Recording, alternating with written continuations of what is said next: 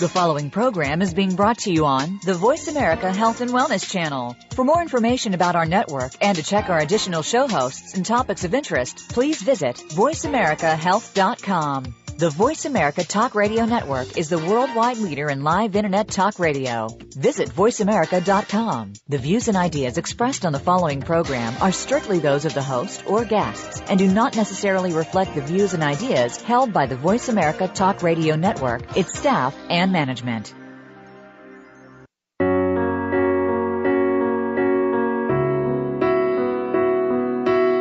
Loss in our lives takes on many different forms and can be more than just a physical loss. It goes beyond that to include emotional loss, business loss, and loss of personal health. This is Voices for Healing with Cathy Roberts. Today, Cathy and her guests will help you find out that you are not alone in dealing with loss and grief. There are so many different ways to deal with loss. What works for some may not work for others. Together, let's find the solution that you can use. Here's your host, Cathy Roberts. Welcome, listeners, to Voices for Healing. I'm your host, Cathy Roberts. In my counseling practice in the Maryland suburbs of Washington, D.C., I work with people who are dealing with losses of all kinds and who use loss and want to use loss to access their personal power and develop life mastery skills. You can learn more about me at cathyroberts.net. From there, we can connect on social media, and you can also download podcasts of this show from iTunes and listen in on your mobile devices. This morning, my guest is Jude Gladstone Cade. Hello, Jude. Hi, Cathy. I'm so glad you're with us this morning. Thank you. I am too. I'm excited about this. Good. Let me tell our listeners about you and a little what we'll talk about in the course of the show, and then we'll dive into the meat of the program. For over 35 years, Jude served clients in psychotherapy, coaching, leadership, and organizational development. She researched alternative health care and aging. Now, having crested age 65, Jude brings breadth and depth to her work with people age 60 and older as they meet the joys and challenges of aging. Jude provides time affluence coaching for people longing to be peaceful in the expanse of time retirement offers. Together as beloveds, Jude and her husband Theo create and write for their own evolution and to inspire others. For more details on Jude's professional life, you can see her at LinkedIn and on her site, consciousretirementcostarica.com. Jude is joining us from Costa Rica this morning. Living Aggressively Through Cancer is the journal she wrote while meeting the challenges and opportunities of a breast cancer diagnosis and through treatment. Deeply personal and a bit raw, her writing is an account of hope and optimism that includes facing the terror and fear associated with this disease and coming around to a full, rich life dedicated to healing and health. Listeners, I want to let you know this morning you'll be hearing some of the details of Jude's story as she reacts and responds to the surprise diagnosis and goes through treatment. And you'll hear about some of the choices she made. And most of all, you'll hear the inspirational story that she really has to offer that I think is useful for everyone listening, whether you yourself or a loved one is dealing with cancer or not, about how you can really take a traumatic situation, something you didn't want, you don't expect, and turn it into something that creates richness and a fuller life experience for you. So, Jude, you really lived a life of good health and had a healthy lifestyle, and the cancer diagnosis must have really shaken you. Tell us about that time in your life. Well, it was very shocking. It was, the fear and the terror associated with that kind of diagnosis was just really shaking for my husband and I together. We were pretty frozen and stunned for a few days until we began expressing our feelings, the fear and the potential grief and the sadness and the loss and, all the tears that go with that. And so as we could kind of hold each other and express, we could begin feeling like we were actually, when you're in shock, you don't feel, you're just numb. we could begin feeling alive again and in our world and go through the process of figuring out what we were facing.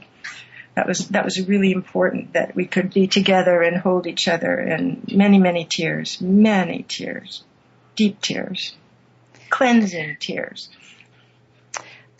You've already touched upon what I see as two of the themes that really run through your journal. And by the way, Jude, she can tell you about her journal later on, but it is available through Amazon. And the themes that you're touching on for me are, number one, staying with what you're experiencing. And that is, if there are lots of tears and if there's fear and if there's grief, to not sugarcoat it, to stay with it. And the other is not having to go it alone. And I think this is true for everyone, whether you're partnered or not. When you do have some kind of trauma, find a way to partner with someone, seen or unseen, so that you have support with what you're going through. Would you like to comment on that? I would. That is so important. We lived for a number of years in the community of Monteverde in Costa Rica, which is a very special community. It's got a few hundred North Americans and Europeans commingled in with many native Costa Ricans and some indigenous peoples. And it's a community that was founded over nearly 70 years ago by Quakers who emigrated. And they lived their values. They lived very simply, and they lived their values. And now the ones that went there as very young, energetic adults are very old. They're in their 80s. And to see what's happened there is just amazing. That's where conservation was really born, was in the cloud forest that they set aside as a watershed.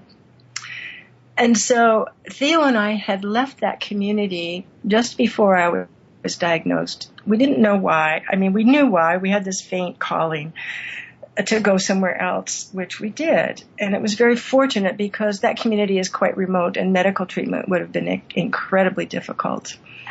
But I went back there for the first time last weekend to thank them for their support. They visited, they called.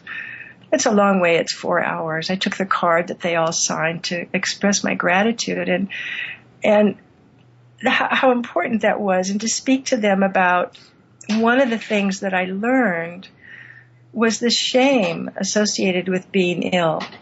If you're ill, you're down and out, nobody's going to help you.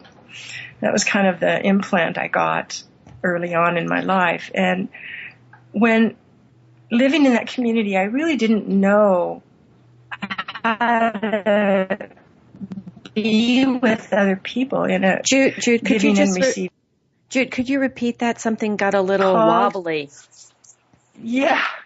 When they called and came down with their messages, it was so precious. And then there was a couple who live some of the time in New York City and some of the time in Monteverde. And they were about 3 years ahead of me in this journey with cancer. And they talked about the tremendous support that they received. And so about the shame, it's when you're ashamed, there's some kind of false pride that's keeping away connection, stopping the flow of love. And all that just came shredded apart for me.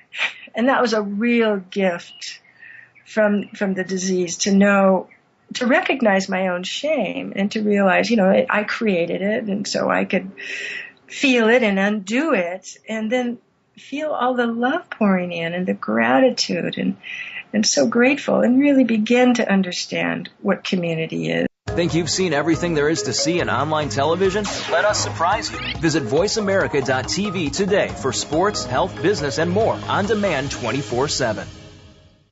Cathy Roberts is not only an exceptional radio host, she's an exceptional listener and counselor. Cathy appeals to motivated, high-functioning people to help them improve their health and vitality. Cathy can meet you where you are and help you identify what you want. Visit Cathy's website at www.cathyroberts.net or call her at 301-651-0019. Cathy works with both individuals and couples and specializes in grief and depression counseling. Get to know yourself by working with Cathy.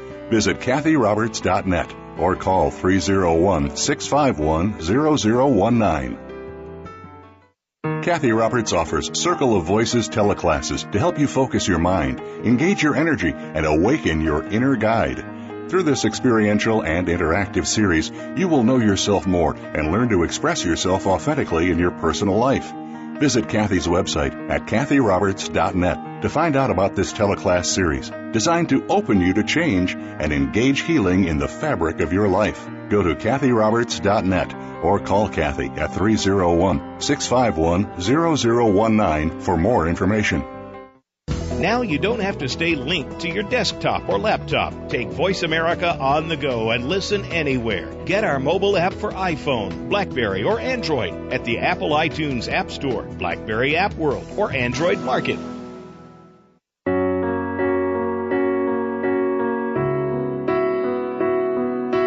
You are listening to Voices for Healing with your host, Cathy Roberts. If you have a question or comment for the program, please send an email to Cathy at CathyRoberts.net. That's Cathy at CathyRoberts.net. Now back to Voices for Healing. Listeners, sorry about that. We needed to take an unexpected break. We were having a little bit of technical difficulty, but I think we're all good, and we are back now. And I was really engrossed with what Jude was talking about. She was talking about shame as being a gift. I think shame is one of the most challenging emotions that we all deal with, because shame has a way of leading us to feel that there's something wrong with us deep down in our core, that we are somehow really deeply flawed. And of course, that is not true. So, Jude, can you pick up where you were with talking about how the people in your community really helped you release that shame that you experienced? Yeah, their gestures while I was in my shame, owning my own shame, not making it about them, but owning it as, this is mine, I created this, and I don't need this really in my life, I can get through it. And the calls and the letters came from that community and from our friends all over the world. And so, I didn't think I needed anything from anybody. Well, I kind of thought I might need something sometime, but it's not when we're down and out that we need other people. It's like breath. We need people every day, every moment in our lives. We need that feeling of authentic connection that's not masked by shame or whatever it is that I was putting up. I'll talk about myself, that's just my authentic self coming through. And so that kind of came full circle yesterday as I spoke with them, and it was a wonderful insight to have. Yeah, I like the timing of it also, that you were with them yesterday, and here you are today sharing this with us. Yes. Yeah. Go ahead. Some of them may be listening. Oh, wonderful. Hello, if you are. I'm glad you're here with us. Yeah, and part of this is what you're talking about a little bit, but you were healthy, and I know myself, I'm relatively healthy, and when something happens, a few years ago I sprained my ankle. It was really hard to wrap my head around something had happened to me that was really affecting my life big time. And I did use that to grow and figure out what was going on. And I think you did something similar. How did you really integrate the cancer diagnosis into I'm a healthy woman, that mindset? Well, I'm not good at being sick, and I was pretty sick, and so that was a big confront. When you get chemotherapy, you systematically poison yourself for a period of time, and you get really sick. So, and I reflected a lot. I spent a lot of time holding my hand on my heart and my other hand on my diaphragm, breathing and meditating and releasing cancer cells into the infinite love of the universe, and all that kind of stuff that we find our own way through. But the most interesting part of this, Cathy, is now I'm about a year away from completion of conventional oncology treatment, and I'm doing it again. I'm pushing myself. I'm pushing myself to the limit. And I took on a project at the beginning of April, and I delivered it on April 30th. And for 2 days, I couldn't stand because I was just so exhausted. I didn't have the stamina back to be able to do what I did. And, I had a series of routine doctor appointments, and all the conventional oncology people and the non-traditional people said the same thing: rest. And that people have been telling me to rest even, for 2 decades maybe. And I'm still learning the lesson. My husband is really on me now, but I just call it overeating at the feast of life. And I need to really get what balance is, and, setting better boundaries. And yeah, that sounds like a lot of fun, but maybe not right now. Well, for our listeners, I've read Jude's book and talked to her, and I know that you believe that some of your lifestyle, which is what you're talking about right now, pushing yourself, may have had something to do with your getting breast cancer. And perhaps you can share that with our listeners, your thoughts on that.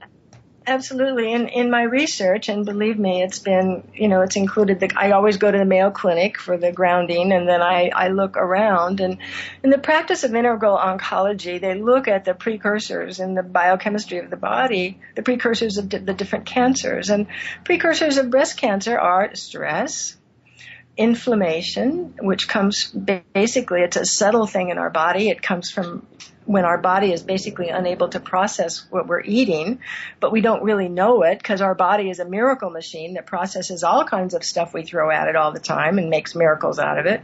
So inflammation at a very low grade level, and then glucose issues. And, I spent the last 3 decades maybe as an adult topping off with carbs. They were healthy, they were complex, but I still had far too many carbs in my diet and not nearly enough protein. And so in the physical plane, those are also things I pay attention to. Whenever I eat a piece of fruit, I make sure I have a little bit of protein with it, like some yogurt or some nuts, so that I have more balance in my diet. And those are 3 things I keep looking at in the biochemistry in my labs and managing. So as you were sharing before that question, you were noting that here it's been a year since treatment ended, and you were getting back into that old pattern, that I'll call it a hamster in a wheel kind of pattern. I don't know if you relate to that or not, but that kind of behavior. Yeah. And you recognized it. Yeah. And I have to look at why I say yes. And it's flattering to be asked. And it feeds my ego to serve and guide people, because what I do is organizational consulting, and I do really fun work with values and visioning and linking our internal subjective to our strategic plan. And I love that work. And it's exhausting. Right now, it's too much. I just can't do all of that with the level of stamina that I have. And I just have to throttle back. And I think it's like an onion. I'm going to be working on this for a few decades. We usually do, don't we? Yes, we do. Yeah. Well, listeners, I'm so glad you're getting to hear Jude and where she is now. I want us to go back in time a bit and get to hear about your treatment and what you went through and how you got to where you are now. So I know you hope to avoid allopathic or traditional medicine, but decided to combine allopathic and alternative treatments. Share with us how you made those kind of decisions. Well, I talked to hundreds of people, and I have a wonderful network of physicians who practice something called functional medicine. And it's kind of a blend of what a naturopath might do in terms of biochemistry and nutrition and medical, when conventional medicine is helpful. But it looks first to biochemistry and then to nutrition and adjusting our lifestyle as a healing factor, because our bodies know how to heal themselves. When we stop messing around and throwing toxic experiences and toxic substances into our bodies will heal. And I firmly believe that. And I talked to, these angels kept dropping into my life at various points of this discovery. And I was able to talk to a man who had written the protocol for acupuncture in California hospitals. And he's a doctor of Oriental medicine, and he's in his 60s. And he has a career of taking on the hard challenges because he did work with conventional medicine and hospitals and things like that as an early pioneer in that. And I asked him point blank, I said, do I need to do this? And he said, yes, you do. He said, probably in 2 or 3 years, you will be failing rather quickly. And so I had quit chemotherapy after the first one. I got so sick. I said, forget this, we're not doing this anymore. And there was a 3-week period in between where, I started to get a little less sick and come back. I had this conversation with this esteemed professional, as well as with a number of other people with those credentials, whether they were medical doctors practicing conventional medicine or alternative people practicing natural medicine. And they all agreed that I needed to do it. And it is what? I needed to do conventional oncology. I needed to do chemotherapy and radiation. And then I knew that I would balance that with the research traditional alternative therapies. And so I would go for chemotherapy, and 2 days later I would go for an intravenous, an IV of nutrients. I would get 50 to 75 grams of vitamin C in my vein, because you can't eat that. It burns out your body, but I would get it put in just like the chemotherapy was. Vitamin C, vitamin B, I don't know what was in the bag, but I was gifted to find a naturopath and a doctor here, this in one package, who had studied in the U.S. in the school some of my colleagues from before had innovated. And so she had a experience at, basically we call it managing chronic disease with, high density nutrients that you can get in intravenous quantities. So I would get my IV of nutrients, and then the next day I would go to acupuncture.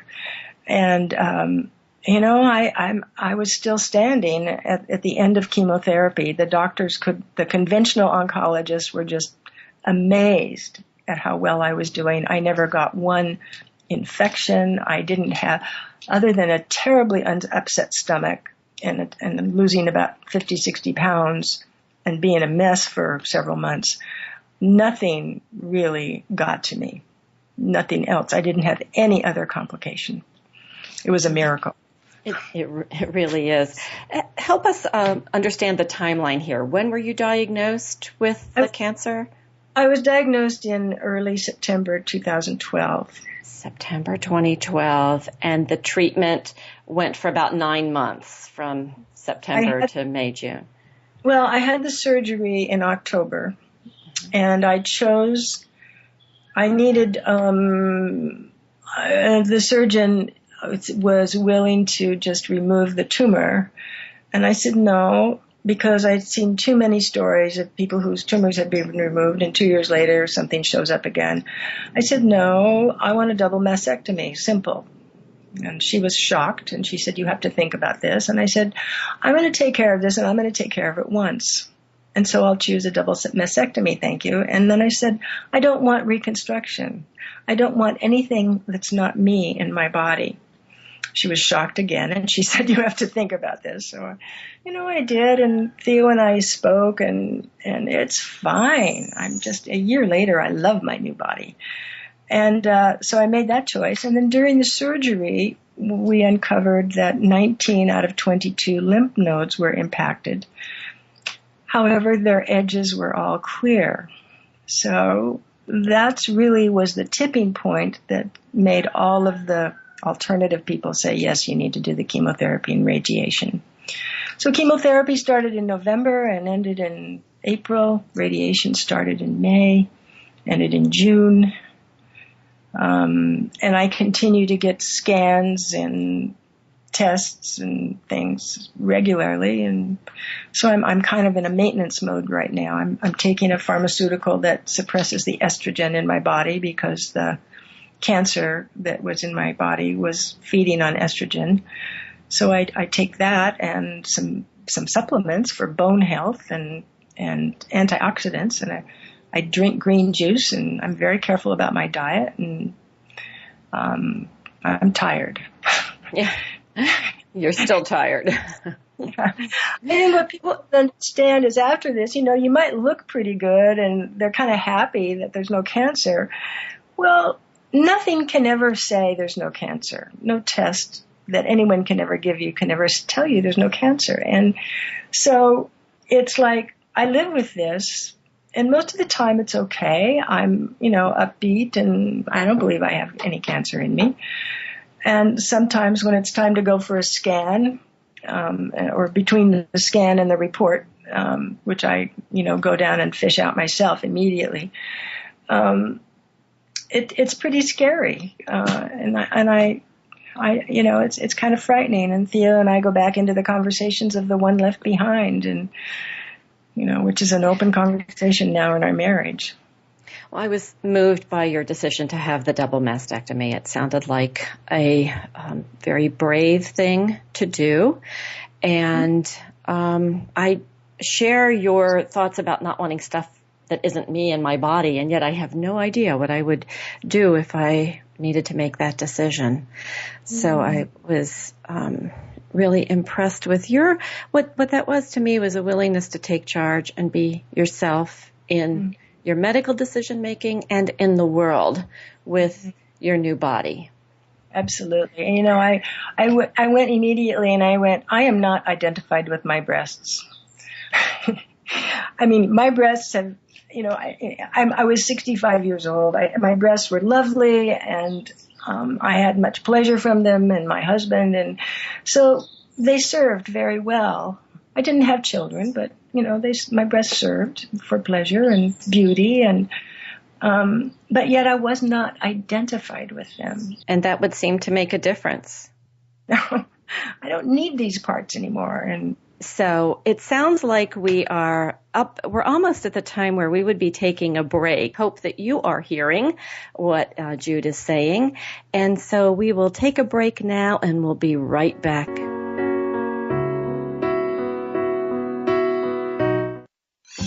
Your favorite Voice America Talk Radio Network shows and hosts are in your car, outdoors, and wherever you need them to be. Listen anywhere. Get our mobile app for iPhone, BlackBerry, or Android at the Apple iTunes App Store, BlackBerry App World, or Android Market.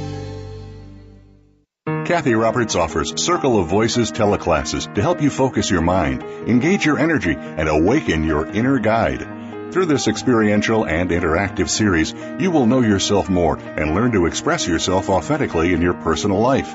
Visit Cathy's website at cathyroberts.net to find out about this teleclass series, designed to open you to change and engage healing in the fabric of your life. Go to cathyroberts.net or call Cathy at 301-651-0019 for more information.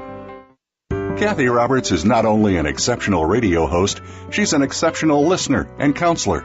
Cathy appeals to motivated, high-functioning people to help them improve their health and vitality. Cathy can meet you where you are and help you identify what you want. Visit Cathy's website at www.cathyroberts.net or call her at 301-651-0019. Cathy works with both individuals and couples and specializes in grief and depression counseling. Get to know yourself by working with Cathy. Visit cathyroberts.net or call 301-651-0019. Your favorite Voice America Talk Radio Network shows and hosts are in your car, outdoors, and wherever you need them to be. Listen anywhere. Get our mobile app for iPhone, BlackBerry, or Android at the Apple iTunes App Store, BlackBerry App World, or Android Market.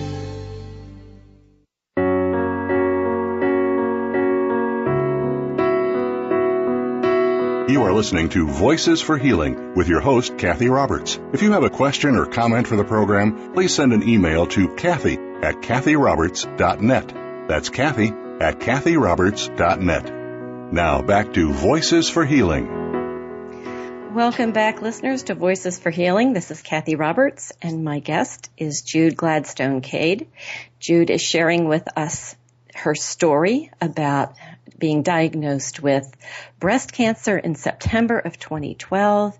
In October 2012, she had surgery, which included a double mastectomy.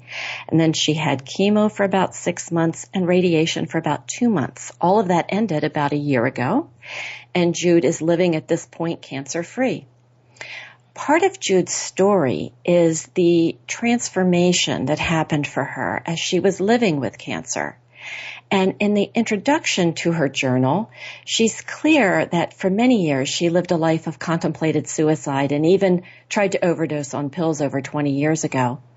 At one point, she listed all the reasons that she wanted to live. That included publishing the journal called Living Aggressively with Cancer that we're talking about. It's in the background here as we talk.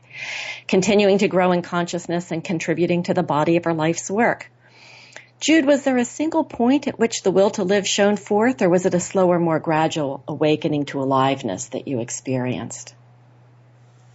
It was slower and more gradual. After my suicide attempt, I was in the emergency room, and the social worker was trying to extract a promise from me that I would not attempt suicide again. Well, I was just really mad that I woke up. And that was a hard promise to give. And then a few days later, my husband wanted a promise. And so I made a promise to him because I saw how much he loved me and how much he cared and how important I was to him. And I gave him the plaque by Robert Browning, Come Grow Old with Me, the best is yet to be, as an indication of my promise. And that was about 20 years ago, maybe 21 now.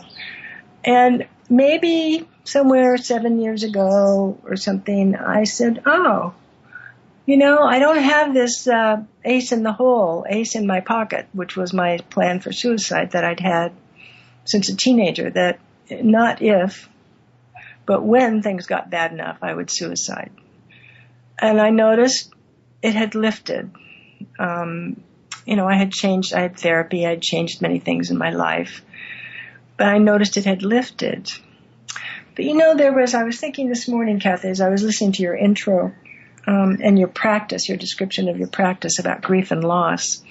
I lost my father when I was 18 months old. And, everyone did what they could. And, I was cared for by a very loving family. And my mother did her best. But I always felt, remember that book, Dancing as Fast as I Can? Remember that book title? Yes. Mm-hmm. Yeah, I always felt that's what was going on. And I think it was about distracting myself and my mother and everyone around me from all the pain around that event. And I didn't grieve until I was in my early 40s.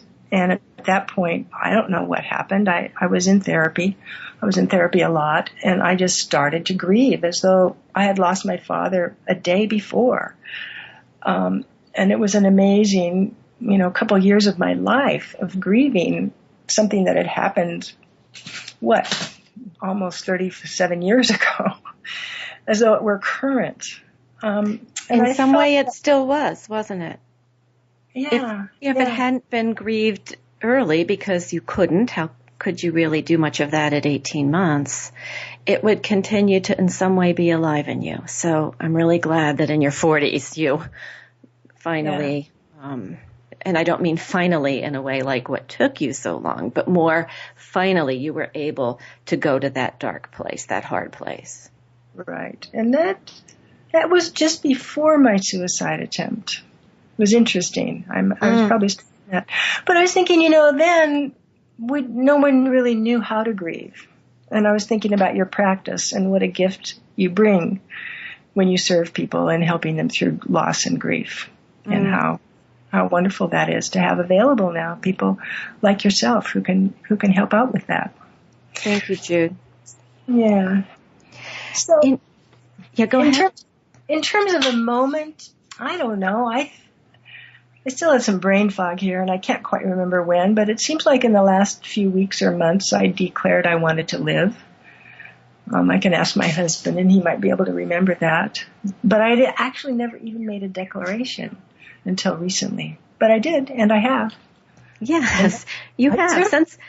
And you had made it by the time we first talked, because I remember that was a big part of your story that you were sharing with me, was how for a lot of your life you had that in your back pocket. It's when things get too bad, I'm just going to exit. And I really believe that, and that's partly why I love doing the show and the work that I do, is that whatever's going on for us in our lives is really a vehicle that can take us to a different way of seeing things, to a different attitude, to a place where we feel more whole. I'm not saying we necessarily feel wonderful or terrific or blissful all the time, but we feel more whole. And that means accepting whatever it is that we are experiencing at a given time. Oh, yes, absolutely. There's a quote in your journal, Jude's journal is called Living Aggressively Through Cancer, where you quote an anonymous source who writes, "Old membranes will break down in order to allow the new to come in. Hence, so many illnesses as the old immune system writhes under the stress of the new physical, mental, and spiritual resources. The goal in this immense shift is the integration of consciousness, with each supporting the other in this ascent toward unity. Insight, empathy, and meaning are in this mutual ascent." So share with us what you think of as some of the old membranes that might have been breaking down within you, and what insights and meanings arose in your journey. Well, the old membrane is, do you need help? No, I don't need help. Could I help? No, I can handle it. Thank you. I can do it alone. I can do this. It's like, it's just, it's gone too far. And just in my relationship with my husband, who's so, wanting to be there for me, he does the dishes to make love to me. He just says, one of the ways I make love to you is I do the dishes. I go, honey. And so and I notice in my marriage so often he'd say, can I help you? No. So I'm starting to listen and go, oh, sure, honey, because he wants to help and he loves to help and he's big and strong and he can help. And the other thing is learning this giving and receiving thing, to receive and to just let it in and say thank you. And just be in the gratitude.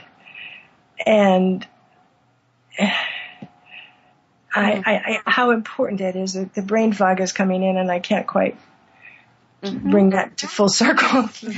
You're making complete sense to me. Okay. So what you are saying about that cycle of love and the giving and the receiving, and I think what Jude is saying, what I'm hearing, is that whatever is happening to us in our lives that we didn't want and we don't like, if we can somehow, in the midst of that, find where love resides, find what we are grateful for in this moment, in all that has brought us up to this moment, then we are in a space of healing, whatever the outcome of the event or trauma is. I just kind of got the loop here. It's like, it's not that I can't do it, but it's that Theo or someone wants to help me, and to be grateful for that. And instead of being so stalwart and self-sufficient all the time. Yes. Not that I can't do it, but that they want to help. Oh, wow. Thank you. And that's your part, to open yourself to receiving that.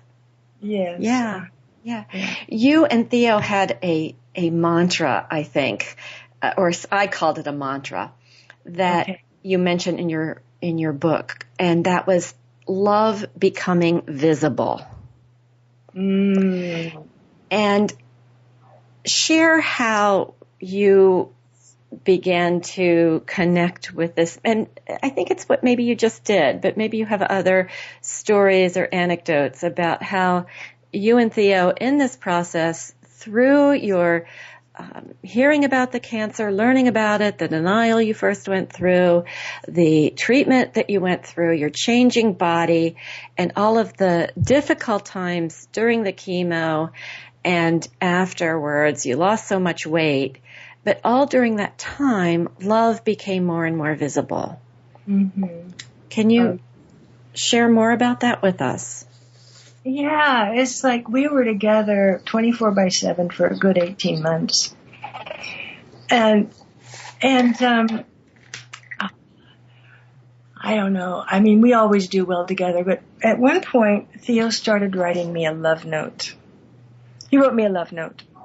Are you there, Cathy? I'm here, yes. Okay, good. He wrote me a love note. And it was just a sweet little note on a little scrap of paper, and I go, aw. And then a couple of days later, he wrote me another one. And then all of a sudden, every day, I started getting love notes. And I go, oh. And I made a box. I put a wrapping paper around and a big ribbon around a cardboard box with a lid on it and put them in this box on the bookcase in the living room. And then I go, oh. So I wrote him a love note. And he goes, oh, I've been waiting for my love note.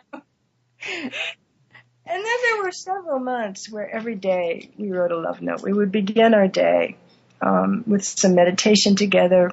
He's written a version of the I Ching. He calls it I Ching version for optimism. And he's written these essence cards, which condense a reading into a little essence. And so we would take a card and kind of check in around what was up with us, and then close our little time together with our love note for each other. And now we have little green books, and we write them. We do it about once a week. We're a little late right now because we've been busy, but we continue. And we have a Facebook page called Love Notes. And I don't know what that's about, except publishing for our own evolution and to inspire others. And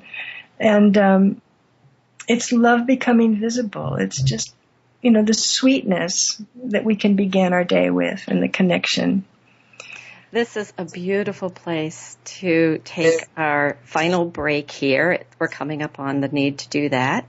And so Jude Gladstone Cade and I will be right back after a break, and you can continue to hear about how living aggressively through cancer was a healing journey for Jude. We'll be right back.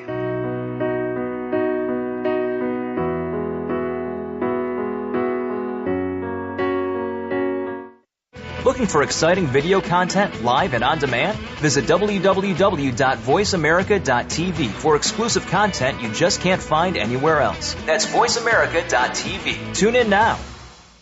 Cathy Roberts is not only an exceptional radio host, she's an exceptional listener and counselor. Cathy appeals to motivated, high-functioning people to help them improve their health and vitality. Cathy can meet you where you are and help you identify what you want. Visit Cathy's website at www.cathyroberts.net or call her at 301-651-0019. Cathy works with both individuals and couples and specializes in grief and depression counseling. Get to know yourself by working with Cathy. Visit cathyroberts.net or call 301-651-0019. Cathy Roberts offers Circle of Voices teleclasses to help you focus your mind, engage your energy, and awaken your inner guide. Through this experiential and interactive series, you will know yourself more and learn to express yourself authentically in your personal life. Visit Cathy's website at cathyroberts.net to find out about this teleclass series, designed to open you to change and engage healing in the fabric of your life. Go to cathyroberts.net or call Cathy at 301-651-0019 for more information. Find out what's happening on the Voice America Talk Radio Network by keeping up with us on Twitter. You can find us at Voice America TRN.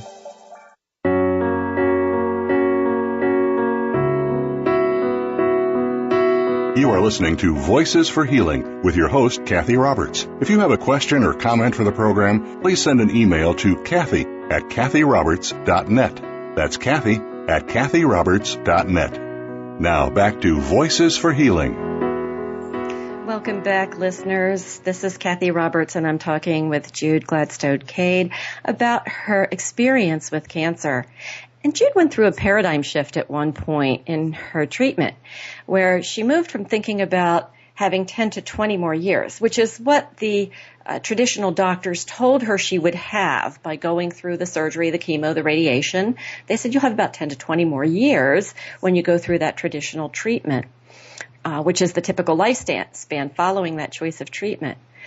A friend of hers, though, said something to her at one point about maybe she could think about being alive without time frames. How did that shift in thinking impact you in your healing, Jude? Well, that was huge. I mean, the first part of this is that as before I got diagnosed, as I was, deciding to live again, I said, if I get cancer, I'll never live with it. I will never live with it. I will just let it take me away. I can never live with that diagnosis. I would be too fearful. I would just be too messed up. I can never live like that. Well, I remembered, that I had said that, and I noticed I was, doing all kinds of things to live. I said, oh, look, you're living through cancer. And I thought about, 2 or 3 more generations of doggies, and because we love our dogs. And then my friend said, well, it's not that. It's the moment. It's in the moment. And I know whenever I get fearful, especially when I'm sitting there in the hospital in line with somebody who's blue and purple and all hooked up with tubes and messed up, and it's very confronting. And I just breathe and I go, I'm alive now, and my body's working. My body is a miracle, and I'm very grateful for that. And I'm very grateful that I can walk down this beautiful little road in this beautiful country to the bus stop and get on a bus and be at the hospital in 20 minutes. And so I just move into gratitude. That's the easiest thing, for me to shift. And then I look at these people, and I just move into compassion. That person had a life and has a life still, and there are many people who love that person. That's all getting expressed now, and everybody's moving along. So that's kind of how I shifted that. Yeah, and there's another thing I'd like to share with our listeners, and I'll cop to being an obituary reader. I often read the obituaries, and having lived in one place for a long time, there's often someone I know in there. But I often see that someone fought a hard battle with cancer. And when people would say something along those lines to you, your response to people who said that was that you didn't battle cancer, but you embraced love. And yes. Reading that in your journal, I thought you really hit upon the essence of healing. Whether we live for many years or die soon, our charge as humans on this planet is embracing love. Mm-hmm. And tell us about that and about doing that as you lived with the cancer. It really is a journey into love, and it's continuing. My friends would say she's fighting a hard battle. I go, no, I'm on a journey into love. And I'm not, some of the early research on visual healing visualization was, get yourself an army and guns and kill those things. And I never took to that. And I just, in my moments of being sick with chemotherapy and meditating and holding my heart, I just see these cells dissolving, leaving my body and dissolving into what I experience as universal love, which has the capacity to hold them. My body does not have the capacity to hold those cells anymore. But the universe, there's a place in the universe where they can be, and they can be surrounded in love. And so I never identified. I never say I had cancer, except when I never say. I say, cancer cells showed up in my body, or cancer settled in my body, and I invited it to leave. Some days I commanded it to leave. And I was very grateful to move it right on into love. Yeah, you really used mental focus to not welcome the cells and ask that they leave. Mm-hmm. Were there other techniques that helped you to be aggressive with the cancer and yet loving overall? Because that sounds like that kind of line you were walking there? Yeah, I think food was really important. I can see now when I get off and I have something a little too sweet, I get depressed. And so a healthy, fresh food diet was really important, and not tipping on that. Getting enough sleep, getting enough rest, sitting down after 20 minutes, which is not very long, resting, putting my feet up, hanging out with a dog, one of our dogs, sitting with Theo. And sometimes, when it was just so hard and scary, we'd just sit and look in each other's eyes and breathe together. And of course, it would always end in tears, but always after feeling cleansed and freed somehow of something that was a yoke or something like that. Yeah. There's another beautiful quote from your book, that when you were in the middle of the treatment and you didn't know what was going to happen, you wrote, "When I imagine what's next and I leave this body, I begin with the smile in Theo's eyes and dissolve. My chakras are floating in a vast sense of a sparkling, beautiful, joyful universe of loving energy." And even so, even having had that visualization or that vision, the fear arises of what happens between that place and this one of being alive. Mm-hmm. And yeah, it does. And I think, Cathy, thank you for capturing that, because that really, one of the things is that came together was my belief system. I was a teenage atheist, and then for many years quite agnostic, and then had some experiences that moved me more into spirituality, not really religion, but spirituality, and that of being the best human I could be. And the question of what the hell is going to happen is a very big question. And so that's my picture of, we're all energy. The scientists will tell you we're 1 billion parts energy, 1 part matter. And with that kind of idea of science and the mixture of, I love Deepak Chopra's book on dying. What's the name? It's a great book. Death, The Burden of Proof. It's a wonderful book. The first part of it is the mythology and the mysticism of Hinduism, and the second part is the quantum physics, and it's seamless. And so I really put those together. And for me, and I need an experience. I need to get out of my mental aspect and get into an experiential, a body, a sensing. And so that's my sensing. And so I'm okay. I just hope I have a pleasant event, but when it's time, I'm okay. I've had a good life. I'm just going into love. And I just hope that the event is pleasant. And, if you want, that's another interview, Cathy, because we're really talking about that a lot. Yes. Well, your vision was just so beautiful, and I wanted our listeners, whether they get the book or not. Oh, did I forgot to ask you about that. Did we share with our listeners how they can get the book and contact you? We're coming up on close, so we have to do it kind of quickly. You did at the beginning. The book is published at Amazon as a Kindle. You do not need a device. You can go to Amazon free Kindle software and download their reader software to any smartphone, pad, or computer. And then you can go to the Kindle store and order Living Aggressively Through Cancer. It's $2.99. Cathy has the links on her site. Yes, I will put them up there this afternoon. I'm going to have to break in here and thank you, Jude. Hang on, and I will continue to talk with you when we end. But listeners, I hope you've enjoyed my talk with Jude Gladstone-Cade this morning and really heard how she really used love and tapped into that to transform her cancer. Next week, I hope you'll join me. I will be doing a teaching show next week. You will get to hear some of my favorite attitudes and practices that you can use to weather the storms of your life. You can't dodge the storms, but you do get to decide how you'll manage the cleanup. We will talk about accessing your personal power and developing life mastery skills. So until next week, transform loss, embrace vitality. You're listening to Cathy Roberts on Voices for Healing.